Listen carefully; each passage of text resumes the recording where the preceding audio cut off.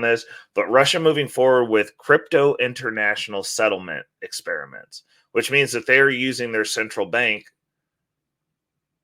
They're going to settle in crypto versus using the dollar because obviously they're in a little tiff with the US of A.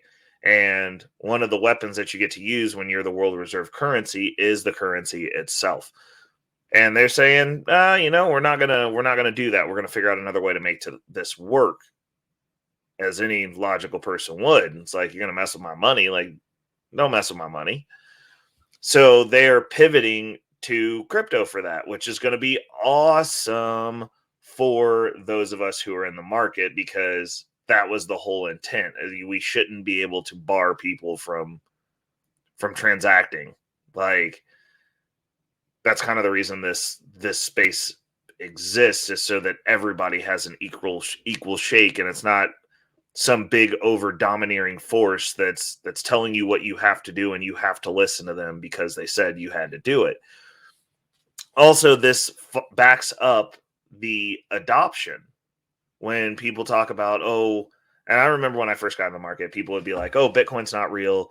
You're not going to ever be able to do anything with that. And then I bought my first property, currently saving up to get my second property. And, my financial life is looking way better than those people who are the hardcore detractors. They're still sitting around being mediocre financially, mediocre in their lives, and just mediocre all around. It kind of comes with the mindset. Like, if you constantly have a problem for every solution that's presented to you, and you're incapable or unwilling to act upon those opportunities, then you're just going to be a perpetual loser in life, and you probably are losing at just about everything.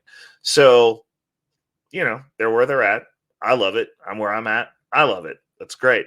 So that's story number one. The other thing has to do with why the market went red, and I'm hoping that you didn't get scared out by this, guys. I really am. I'm hoping that you're dollar cost averaging, and if you're in the space that I'm in, where I'm at mentally, is I not only dollar cost average, I do what I call aggressive dollar cost averaging, which means that, like, if the prices dip, I buy more.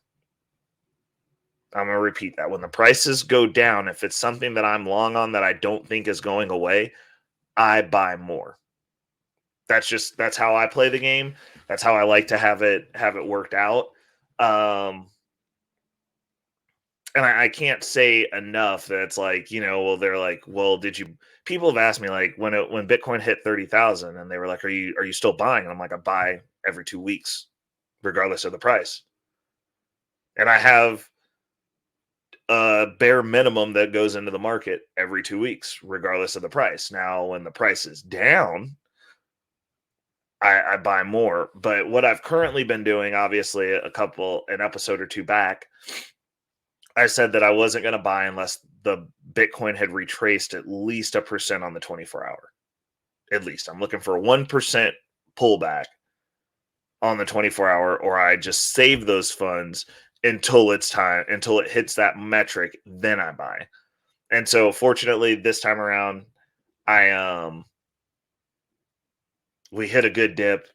I had another cash infusion coming, which actually I will be talking about. For those of you who do not follow me over on Future Finance, I'm actually going to give up one of my plays, one of my logical, illogical, hey, that's a strange thing, why are you doing that plays, and I will explain it over there.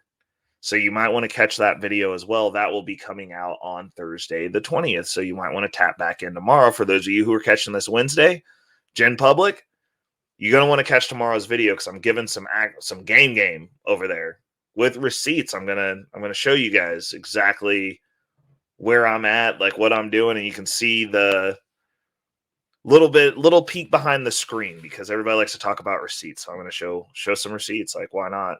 Like, I ain't got nothing to hide from y'all.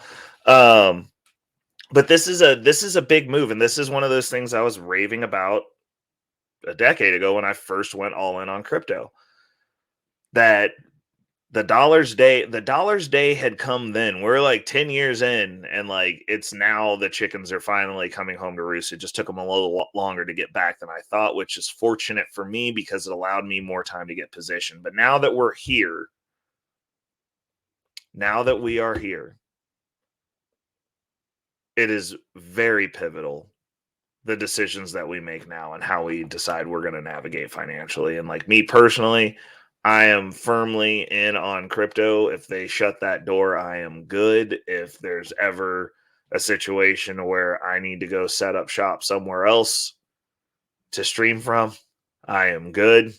Um, and that's a nice bit of security to have, to be honest. I am proud of myself for making that decision, and I believe that moving forward it is going to be beneficial regardless of how this shakes out for myself and my family. So on to the next